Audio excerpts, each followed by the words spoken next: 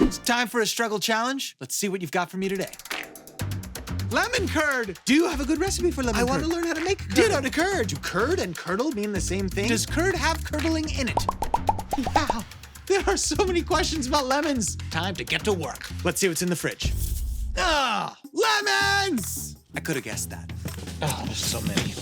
Lemon curd, what is it? It's a lot like a custard, but with much less dairy, and it's got this citrus forward thing. Let's see what I got in the fridge.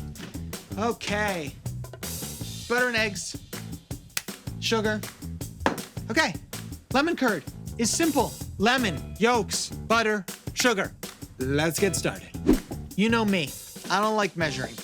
So a good ratio is gonna be 1 lemon per egg yolk. There we go, we got 6. So I'm gonna save these whites and use it for another recipe later, like a meringue. We're gonna go with a cup of sugar, which seems like a lot, because it is. Let's get a real whisk for this. All right, so now we're trying to get the yolks and the sugar to be one thing. The granules of sugar sort of becoming abrasive with the yolk, and this is that texture that you're looking for, that you know and love in a curd. All right, cool.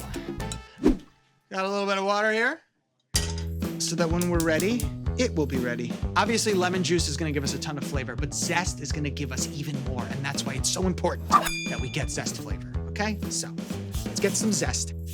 The zest of 2 lemons is probably enough. And then, for every egg yolk, the juice of 1 lemon. That's it, that's the recipe. All right, through your hand, we don't want any seeds. That's gonna ruin the texture. Very nice. Okay, boom. This is a double boiler.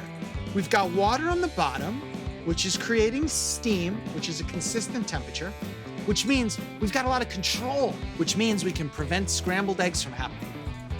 This is definitely getting thicker. Let's just cut up our butter real quick. It's gonna emulsify, it's gonna thicken, it's also gonna stop the cooking. You do not have to over thicken this. We are literally looking for when a spoon goes in and a finger goes through it, it holds that shape. Now, cold butter in to stop the cooking. Here we go. Mix it around. That's it. You can see it's almost all gone. Look at that. Beautiful. Let's cool this in the fridge. That's gonna make it even thicker. Oh, very nice. Look at that. So I'm gonna let this chill out. It's gonna thicken, and I'll be back. Here we go. Okay, look at this. This is thick. It's just amazing what happened. We've got some serious lemon curdage happening. Okay, I've got whip that is cool right here because I didn't want to whip cream. But you could use whipped cream or whip that is cool. Both are cool. We've got strawberries. I'm just gonna put them around in the curd. Very nice. Some blueberries right here. We must score this as it is a struggle challenge. Let's take into account the variety of colors. I like this. Very vibrant, really looking good. Placement of all the ingredients, we're losing points there. But I still think overall it's an 8. It's an 8 for looks. Now, flavor. Dipping this strawberry right in there. Let's get a little whip that is cool. Look at that. Yes.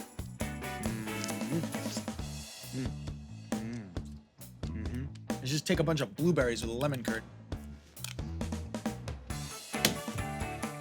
I'm giving this a 10 on flavor because it's great and it's highly versatile. It's a great topping for pancakes and waffles and scones and muffins, and you can eat it with fruit. So the versatility with the awesome flavor and velvety texture gives this a 10. So that's an 18, which means it's a 90%, which is an A-, which is a pretty good grade. Keep this recipe in your back pocket. It's not super precise like other baking things, and that's great because it means you can do it on a whim. So thank you for this challenge. I hope it's useful. When life gives you lemons, make curd.